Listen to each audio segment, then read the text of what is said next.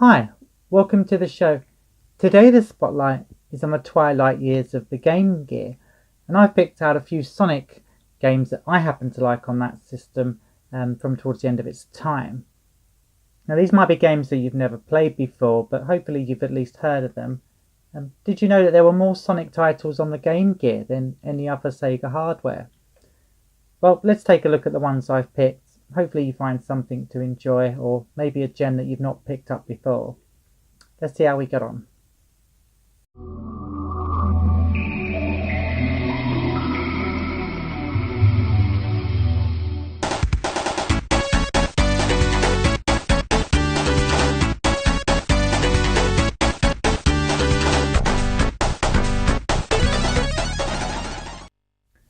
Released in March 1995, Sonic Drift 2 was developed by Arc Systems, who worked closely with Sega on some of the Master System's best ports in the early 90s. The game's Grand Prix mode starts by choosing one of 6 characters, all from the Sonic series. You compete against 3 computer-controlled racers through a variety of courses in 3 difficulty settings. Each character has different speed and handling stats, as well as a unique special move that can be unleashed by collecting rings scattered around the courses. The courses themselves are mostly based on stages from the main series and have a familiar feel about them, although the stage music has been replaced with new soundtrack.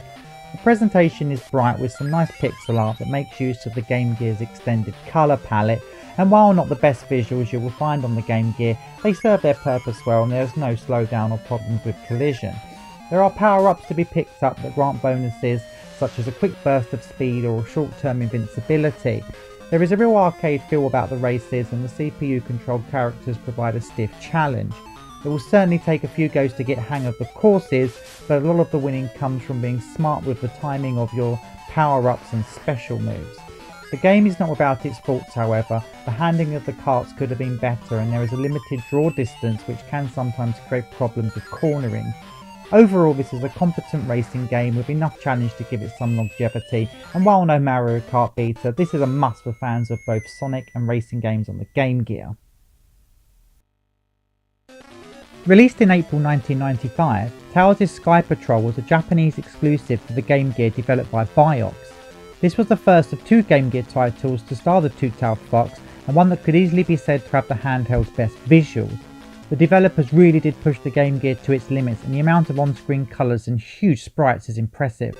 This game sees Tails suspended in flight mode as he finds his way through levels filled with traps, enemies and obstacles. Unlike other Sonic games, there are no rings to collect, but Tails does hold on to one to use as a kind of boomerang. You continuously float forward and can control your speed to some degree to help navigate the levels. I can't get enough of how lush the graphics are and how detailed the stages are. Even the backgrounds look incredible. Tails controls well, and although the game is extremely hard, you never feel like it's impossible. The whole game is about putting together the perfect run, and once you learn where each obstacle or enemy is placed, you will get a little bit further next time. If anything, this game mixes up side-scrolling shooters with platforming precision, and the extreme difficulty is refreshing for a Sonic game. If you enjoy a real challenge and want to see some of the best Game Gear graphics, then I recommend Tails' Sky Patrol. But be warned, if you are prone to throwing controllers at frustrating games, maybe give this one a miss.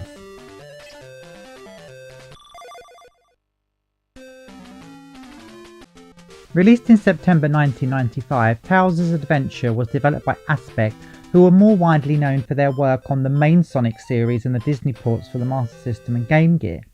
The game starts with Tails' island being attacked by enemies that must be defeated. Unlike other Sonic games, this late Game Gear release has a much slower pace and has an almost Metroidvania style about it due to the non-linear levels and the tracking back and forth to finish areas once Tails has the item or ability required. Despite its major differences from more familiar Sonic games, this is one of the best looking and sounding games on the Game Gear. The sprite animation is impressive and the music is of a high quality. You start at Tails' house, where he keeps most of his equipment, and you can carry 4 with you on each outing. You start out with simple bombs, but as you explore the game, a wider variety of equipment and abilities become available. You will find yourself popping back often to switch things around once you realise which set of equipment will help you get through each area. By the end of the game, you'll have everything you need to finish defeating the unwanted visitors. This is a mix of platforming, exploring and trial and error that may not be to everyone's taste, but there is a solid game here, even if it does become a little repetitive in places. And while the visuals are excellent, there can be a lack of variety between the environments. The game does provide a tough challenge, and there will be times when you will need some good detective work to figure out the puzzles.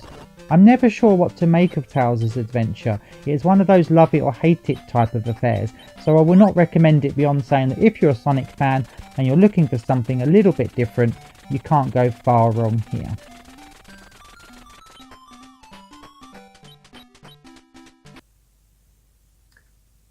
So they were some Sonic gems on the Game Gear. Join me next time when I'll be exploring Sonic some more.